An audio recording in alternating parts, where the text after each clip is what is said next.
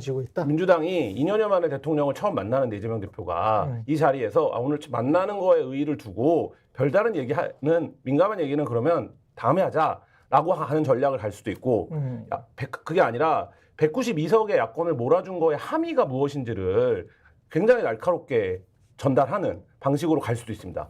근데 어떤 방식을 택할 거냐 민주당이 이 부분이 첫 번째 키일 것 같고, 근데 이제 만약에 전자의 방식을 택한다라고 하면 두루뭉술한 민생 얘기만 하다가 별다른 합의 없이, 그리고 이제 뭐 의대 정원이라든지 이런 부분들에 대해서 합의가 비교적 낮은 수준에서 가능한 부분들에 대한 어떤 합의 정도를 갖고 다음에 또 만나는 걸로, 실무에서 협의하는 걸로 넘어갈 수 있고, 만약에 후자의 문제, 뭐 최상병 특검부터 김건희 여사 특검, 그 다음에 뭐 대파로 상징되는 어떤 물가 문제, 그 다음에 여태까지의 실정도 이런 걸 다 짚는다라고 하면 이재명 대표가 조목조목 그러면 이례적으로 원래 영수회담을 하면 어떤 합의문 같은 게 나오지 않습니까, 양쪽에. 근데 그거 없는 영수회담이 될 수도 있다. 뭐 이런 생각이 드는데, 그거는 실무진이 만나서 서로가 서로를 좀 파악하는 단계에서 이거 영수회담을 해봤자 별 소용이 없겠는데 라는 의견이 나면, 저는 뭐 최악의 경우 영수회담 자체가 안 될 수도 안 될 수도. 왜냐하면 의제에 대한 지금 두 가지 의제, 민주당은 지지자들의 요구가 있기 때문에 최상병 특검과 김건희 여사 특검 얘기를 안 할 수가 없거든요. 이 특검을 받아라라는 얘기를 해야 되고, 지금 조국 혁신당이 또 외부에서 그걸 굉장히 세게 견인해가고 있지 않습니까? 거부권 행사했던 8개 법안도 다 받으라는 것까지 지금 1번 요구를 걸고 있는데, 근데 이 두 가지 특검에 대해서 대통령실이 뭐 요지부동이잖아요. 그럼 그렇다라고 하면 민주당 입장에서는 의제 합의 자체가 안 되는 상황이고, 이 얘기를 못하는 영수회담을 했을 때 민주당에 돌아올 후폭풍도 있거든요. 그러니까 사실 이제 그런 부분을 감안하면 어느 정도 수용이 되어야 되는 건데, 제가 보기에 대통령실이 그 두 가지를 수용할 수 있겠는가, 그 부분에서는 좀 그 테이블을 열어봐야 알 수 있지 않을까. 그리고 사람을 바꾸고 무슨 대통령이 내려와서 소개를 하고 이게 쇄신이 아니라 이 의제 합의를 어떻게 하느냐가 사실 출발점이거든요. 근데 여기서 만약에 대통령실이 기존의 입장과 다르지 않다, 못 움직이겠다라고 하면 민주당 입장에서는 대화공 간에 들어갈 사실 명분을 찾기가 쉽지 않은 상황이 올 수도 있습니다. 이번 영수회담에 이제 뭐 긍정적일 수 있는 의제는 그 의대 정원 확대 문제고요.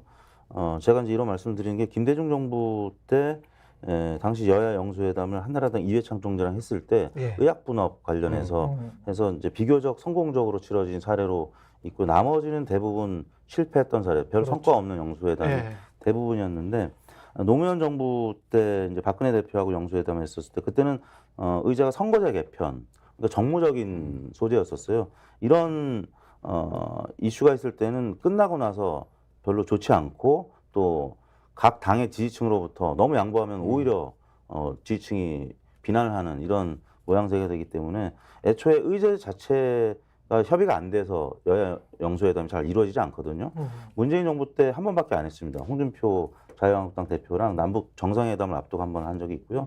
박근혜 정부 때는 아예 한 적이 없고, 이명박 정부 때는 3번, 노무현 정부 때 소통을 많이 하신 분이었지만 2번밖에 이제 안 했거든요. 그게 왜 그러냐면, 지난 문재인 대통령 때도 김종인 미래통합당 비대위원장하고 한다 만다 했을 때 첫 번째 조건이 구체적 의제가 이제 협의가 잘 돼야 되고, 두 번째는 단독 영수회담, 이것 때문에 많이 결렬되죠. 그다음에 세 번째는 결과물을 내는 자리여야 된다. 어느 정도는 합의문을 그냥 밑바탕 정도, 초고 정도는 만들 정도로 협의가 돼야 되는데, 그게 어렵기 때문에 영수회담이 안 되는 건데, 이번에는 먼저 그냥 덜컥 전화해서 만나자고 한 다음에 인재 의제 뭐 일정을 잡아야 되니까 뭐 굉장히 어려운 상황인 거는 분명하죠. 근데 이제 아까 말씀드린 의대 정원 확대 문제는 잘해서 절충점을 찾을 수도 있는데, 혹은 뭐 민생 회복 지원금이라든지 추경 편성, 근데 이것도 사실 쉽지 않죠. 양쪽의 입장이 워낙 다르기 때문에. 그래서 일단 만남 자체의 의미, 그리고 의대 정원 확대나 뭐 민생 문제 일부에 대해서 조금 소통을 했다는 의미, 그 외에는 각자의 입장 차이를 확인하는, 그리고 나와서는 좀 부정적인 평론을 할 수밖에 없는, 뭐 이 정도의 영수회담이 되지 않을까 싶습니다. 혹시 윤석열 대통령이 진짜 정치를 이제 앞으로는 하겠다라고 했으니까 혹시 뭐 그런 어떤 제안을 먼저 이렇게 공격적으로 하면서 총리는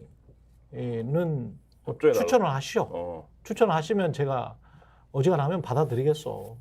알지? 그러실 것 같으세요? 아니, 혹시나 상상을 해보는 거예요. 정치적인. 정치를 하신다 그랬으니까. 정치는 상상력이잖아요. 그러니까 총리랄지 뭐 기재부 장관까지는 아니겠지만, 뭐 이렇게 노동부 장관이랄지 주요 인사들에 관해서는 야당이 좀 한 4자리 정도는 줄 테니까 한번 해봐라. 그리고 거기에 관해서 양보하겠다. 뭐 이런 식으로 하는데 이재명 대표가 그거 안 받아들였다.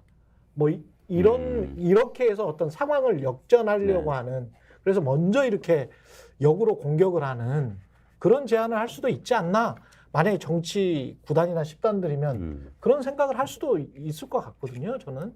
할 수 있죠. 뭐 네. 그 정치는 늘 다이나믹한 거니까 생물이니까 할 수 네. 있는데, 그러니까 지금까지 뭐 그 국정을 운영해온 방향을 보면 쉽게 이제 말하자면 그렇게 선택을 하기는 쉽지 않아 보인다는 생각이 일단 들고, 사람의 문제도 있고 구조의 문제도 있고, 예. 또 한 가지는 야권 입장에서도 제가 이 방송에서도 말씀드렸는데 엇비슷하게 나올 때 그 제안이 효과가 있습니다. 그러니까 예를 들면 엇비슷하게 졌다면 국민의힘 여당이 그러면 그런 제안이 효과가 있는데, 지금 야당 입장에서도 192석을 갖고 있고 우리가 추진하고 싶은 게요, 우리가 전국의 키를 갖고 있는데 거기서 말하자면 뭐 약간의 어떤 그 몇 개의 장관 자리를 갖고 들어간다라고 할 이유가 사실 별로 없는 거죠. 사실은 의원 내각 재배는 정권이 교체가 된 거예요. 그렇죠. 이번 선거로. 네, 그런 상황이기 때문에 만약에 그 정도 제안을 야권이 받을 수 있다면 이쪽에서도 야권이 그만큼 움직일 수 있는 룸을 열어줘야 되는데, 그게 앞서 말씀드린 3가지 정도인 것 같아요. 2개의 특검과 민생지원금. 근데 이 3가지 전부 다 이 정부에서 받을 수 없다라는 거 아니겠습니까?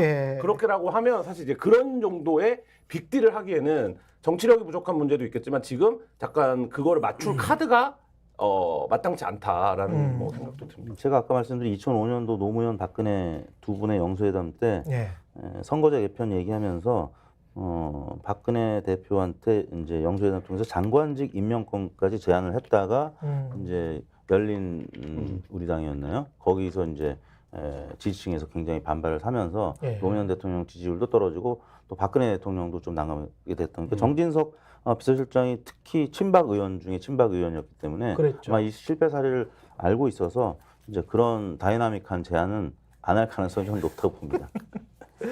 그리고 그런 정도의 태세 전환이 되려면 지금 윤석열 대통령은 계속 얘기해왔던 자기 부정을 해야 되는 상황이 돼요. 그러니까 지금도 굉장히 센 톤으로 범죄자, 피의자 이런 단어를 입에 올리다가 야당 대표를 향해서 사실 그것도 적절하지 않다라는 비판을 계속 해왔는데, 전격적으로 야당 대표를 만나기로 했는데 그 자체도 이제 그 지지층 사이에서는 설왕설래가 있고 갑자기 태세 전환한 이유가 뭐냐라는 평가가 나오고 있는데, 거기다가 말하자면 지지층 입장에서 보기에는 권력의 일부를 내어주는 선택을 한다? 이렇게 되면 국정 방향을 아직도 옳다는 거 아닙니까? 그렇죠. 그렇죠. 그러면 돌이킬 수 없는 자기 부정의 굴레에 빠질 수 있다. 그러니까 윤석열 정부 입장에서 보면 일단 범죄 피의자라고 했던 표현부터 좀 사과를 표명해야 되는 것이 아닌가. 야당 대표하고 이제 어차피 인사하러 가서 만나야 되는데 그거는 아무튼 잘못된 표현이었다고 사과하고, 물론 이제 아까 말씀드린 그 2심 재판이 남아 있어서 노무현 대통령에 대한 명예훼손 부분과 관련해서 항소심이 남아 있기 때문에 갑작스러운 어떤 태세 전환이 쉽지는 않겠죠. 근데 이재명 대표에 대한 이 표현은 일단 정국을 풀어가려면 진심 어린 사과를 당사자 그리고 또 국민들 앞에서 좀 공개적으로 해야 되지 않을까. 듣고 있지만 다 쉽지가 않습니다. 그러네요. 생각을 해보니까 다 쉽지가 않네. 스픽스는 말하는 언론입니다. 대세는 유튜브, 그중에서 스픽스. 좋아요, 댓글, 구독, 알림 설정. 여러분이 저희를 사랑해 주시고 우리가 여러분을 사랑하는 4가지 방법입니다.